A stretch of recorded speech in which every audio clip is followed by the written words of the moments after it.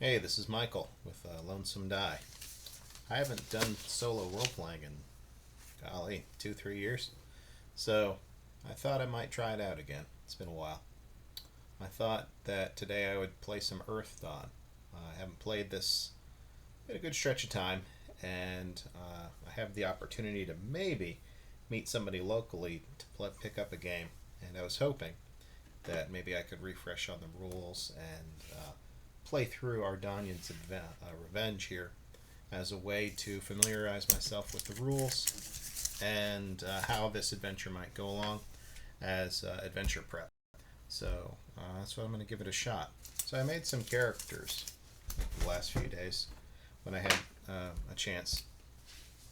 I've got an Obsidian here named Garn. I think of him as stoic, disciplined, and serious. He is an Obsidian warrior. Let me zoom in so you can see.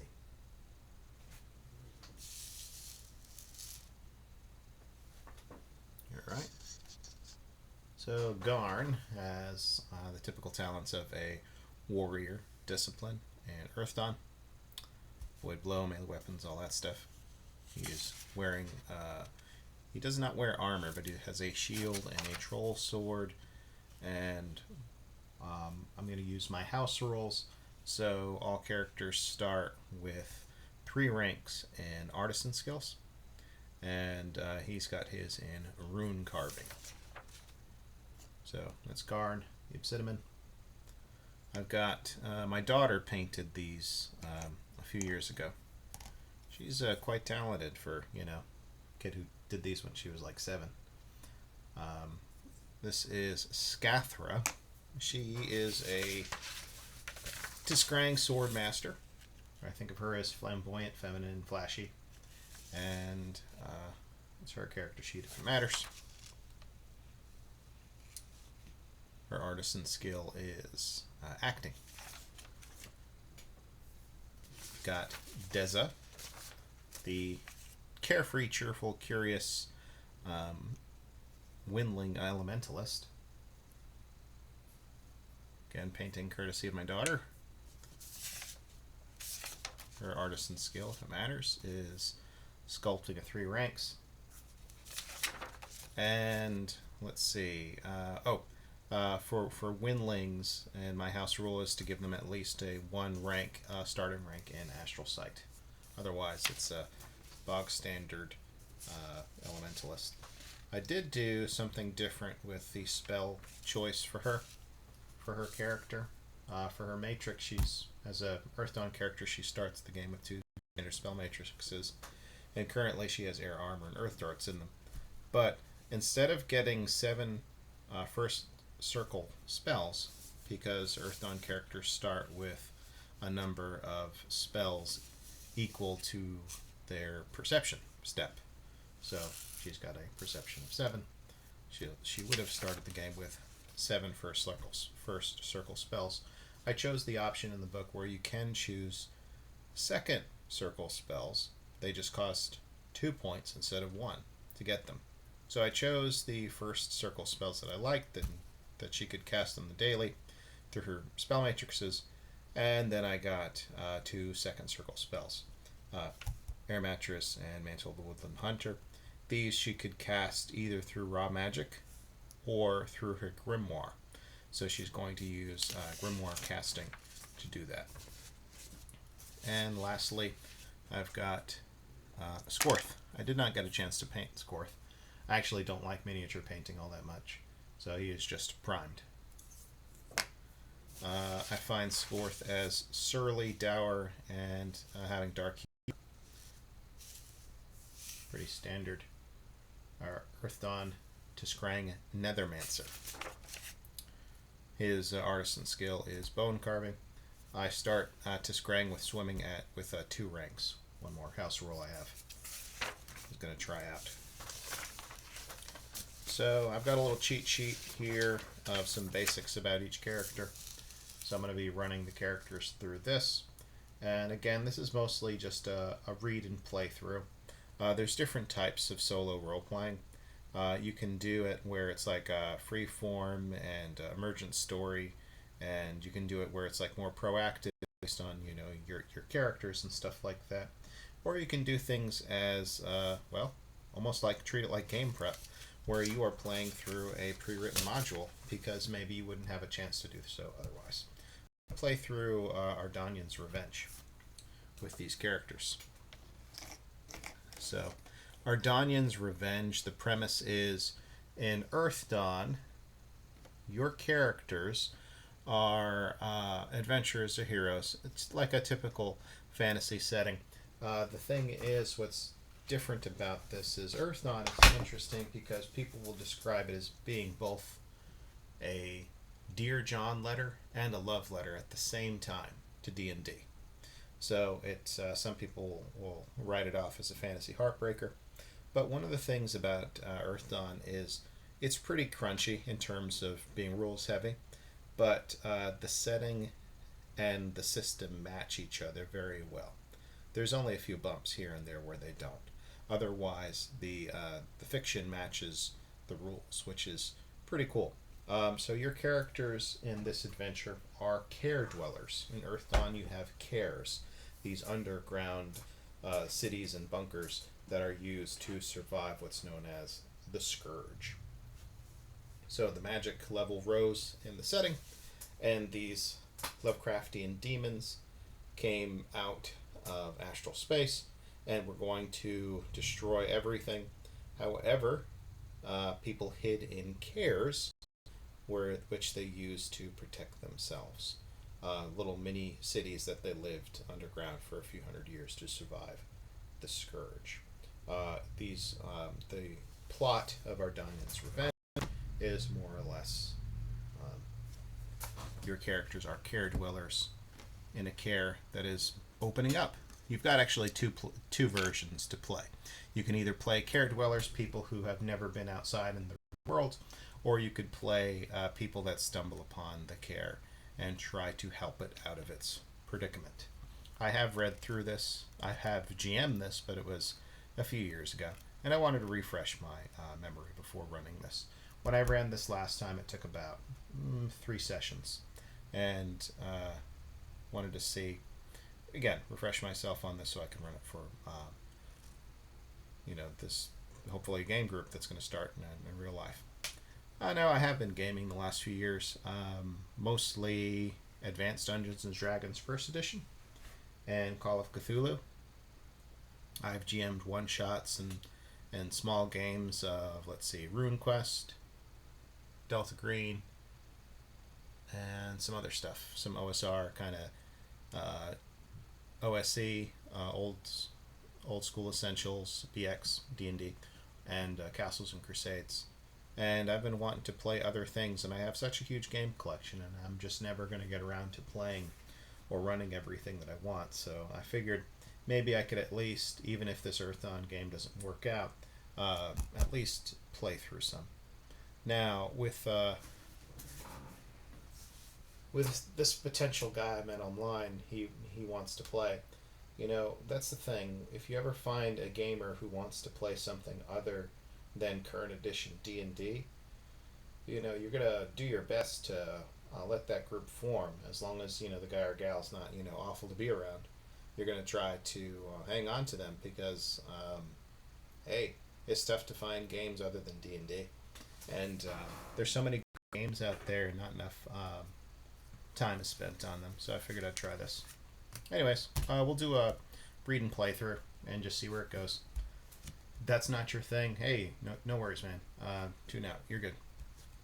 Find a channel that's more interesting to you, and at some point maybe I will go back and do some more like freeform emergent style play, like I have done previously. All right, so this is Ardanyan's Revenge. Jealousy. When the Scourge was imminent, the people of the town of Ardanyan sought shelter in an underground Kaer, expecting only the horrors to be a threat. In centuries of confinement, small quarrels grew into conflicts, which in turn developed into blood feuds and racial hatred. The horrors would gladly have fed on Kaer Ardanyan, if only they had found it. Bitterness. For generations, a secret society betrayed the unsuspecting citizens of Ardanyan. Now it struggles to keep its terrible secret. The player characters are the spark, igniting a bonfire of intrigue, deceit, and illusion. But the heroes have to be careful and not to fall victim to the flames while on their dangerous quest to save the residents of a lost Kaer. Vengeance. Ardanyan's Revenge is an adventure supplement for Earthdawn 3rd edition, so I will have to update it to 4th edition as we go. Intended for initiate and novice characters of any discipline. This book provides comprehensive information on starting an Earthdawn game for Kaer-dwelling characters, but integrates easily into any running Earthdawn campaign. I have 1st, 2nd, and 4th edition Earthdawn, and pretty much all the published books for those. For 3rd edition, I actually do not have any of the books. I don't have the core books for it either. It's the one I more or less skipped, and I also skipped a few of the other versions out there. I did not get the Pathfinder one, or the Savage Worlds one, or the Age of Legend, what is it? Free Unlimited FU version? I can't remember what. This is another one out there. But it's a great setting, and a lot of times people come back to it. Some people love the system too, and other people don't. So I get it. It's very crunchy, and it's going to have a lot of the fantasy tropes that people might not want. Alright, so I've played through this before. Let me start the characters off. I will skip you the read along because I think that would be kind of boring. I will just get to where the characters are and what they're doing.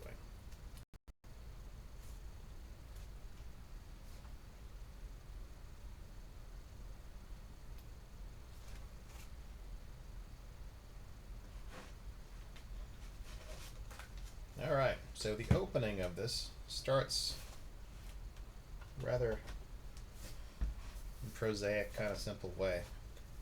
It's a market day, and people are just celebrating. It's open market in Council Hall. Everyone can come and see while eating a cinnamon roll bought from the food stand of Wolden's Bakery. One of our heroes bites down on something hard, which turns out to be something they weren't expecting. Alright, so the way the Kaer is set up is here is the Kaer. It is spelt in. It is split into 3 different sections where the different name giver races of the Kaer live. Okoros, Shalminer, Kalruz. Kalruz is where the dwarves live. Shalminer is where the elves live. Okoros is pretty much where everybody else lives. The humans, orcs, and some others. The council hall is basically the market area, and the Freedom Gate down here is a possible exit from the Kaer. As in, this is it's very much sealed and cannot be gotten out of without a lot of fuss. So our heroes find themselves in the council hall. A little backdrop on what the player characters would know. This is all that they know. They've spent their whole life here. Let's see. At least the Windling has grown up here. The Tiskrang and the Obsidian are a special case, and I'll get into that in a minute. So, in recent events in the Kaer's history, is that there is a lot of tension in the Kaer due to perceived greed of the dwarves. What happened is the dwarves were mining in the Kaer, and they thought their efforts were a lot harder and dangerous work to mine than it was to farm like the elves. So they thought they should get more pay for doing so. And of course, their desires did not, they weren't followed. They weren't given any extra for mining. So what the dwarves did is they started mining gold and elements on their own and hiding them. They hid them in the temple, or under the temple, in the council hall, the temple to one of the passions, which are the gods of the setting.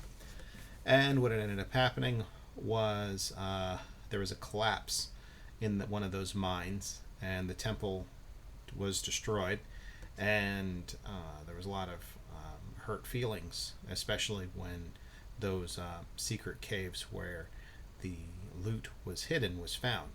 And there was racial tension between the whole Kaer since then, where the elves and the dwarves more or less despised each other and were making things like a Cold War between everybody. And then the humans and everybody else, and the orcs and everybody else just wanted to be left alone. So that's what's happened in the most recent in past decades.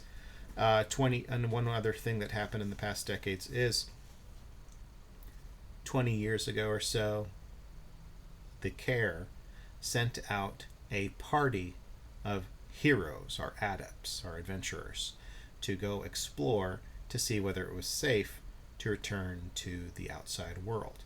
Because in a Kaer, they had basically a magical device to check to see when the magic level was low enough where most of these horrors, these demonic creatures that feed on, well, all kinds of, well, bodies, minds, souls, whatever, were maybe gone. So that group left, but only one sole survivor came back, and it was a horrid tale of monsters, and that it was still not safe to go out there. However, I mean, the magic device showed that it was safe to return, or at least that the magic levels had normalized and weren't dropping any further, so people believe that maybe they should send another group out to explore. It's been 20 years since then. And now some interesting things, events that have happened recently in the Kaer, is that in the center of, I think it's a Koros, where the humans live and stuff, there is two statues. They're not really statues, though. They were obsidian that were basically fell asleep in each other's arms as a form of hibernation. And they just fell asleep there waiting for the scourge to end so that they can go back to the surface. These rock guys who are hibernating. And so they woke up recently. And another odd thing is that Tiskrang lizard men were seen floating in the water again, and they were in a form of hibernation as well. And they've been active. So there's a lot of hubbub about maybe it's time to go back to the surface with all of these things going on. Alright, so again, our characters find themselves on market day out in the center of town. The market area is that council hall in the center of the building. And let's see. Like I was saying, our Obsidian was one of those statues at Sleeper Square there in Koros. And he has woken up recently, and he has found himself in an odd place because he is ready to go outside as well.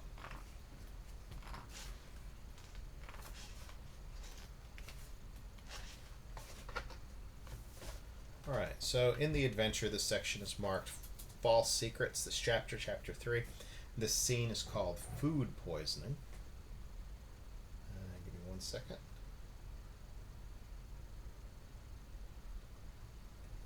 Okay. So again, our characters find themselves eating cinnamon rolls, and one of them bites into something that he was not expecting. Alright, so we've got 4 characters. Is the first character. Alright. So let's say it's Scathra over here. Scathra, the, again, Tiskrang Swordmaster.